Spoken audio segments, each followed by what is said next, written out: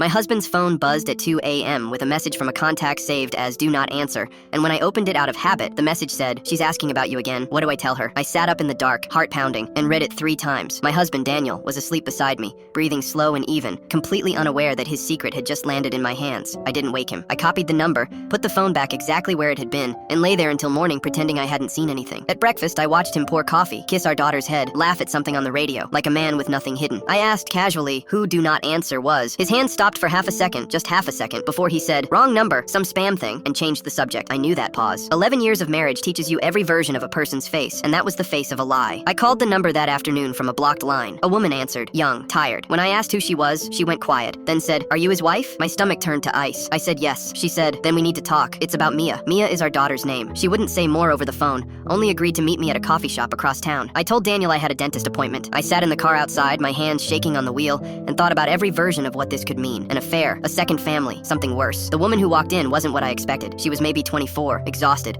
holding a folder against her chest like armor. She sat down and said her name was Renee, and that 8 years ago she'd worked as a surrogate for a couple through a private arrangement. No agency, just a lawyer and a signed paper. The couple was Daniel and his first wife before I ever met him. Daniel had never told me he'd been married before. She said the pregnancy was complicated. The first wife left before the baby was born, and Daniel had raised the child alone for 2 years before giving her up when he couldn't manage on his own. Placed quietly with a cousin's family 2 states away, no court records, nothing official, just a private handoff he'd buried and never spoken of again. That child was Mia's half-sister. Her name was Sophie, and Sophie, now 10, had recently found old letters in her adoptive family's attic and started asking questions Daniel had spent a decade avoiding. I sat there staring at Renee, who was Sophie's adoptive mother, not some mistress, not some second wife, just a terrified woman trying to figure out how to tell a 10-year-old the truth before the truth found her some other way. She opened the folder. Photos. A girl with Daniel's exact jaw, his same crooked smile, a birth certificate with his name on it, a letter he'd written years ago promising to explain everything to her when she was old enough, a promise he never intended to keep because he'd built an entirely new life and erased the old one. I drove home in silence, the folder on the passenger seat like a bomb. When I walked in, Daniel was at the table helping Mia with homework, and for the first time I looked at him and didn't recognize the man I married. I put the folder down in front of him without a word. He looked at it, and his face didn't ask what it was. He already knew. He said her name had been sitting in his chest for 10 years like a stone he couldn't put down. He said he was ashamed, that he'd meant to tell me before the wedding and then never found the right moment, and every year of silence made the next year harder. He wasn't lying to hurt me. He was hiding to survive his own guilt. Now there's a 10-year-old girl 2 states away who deserves to know her father, and a 5-year-old at this table who has a sister she's never met,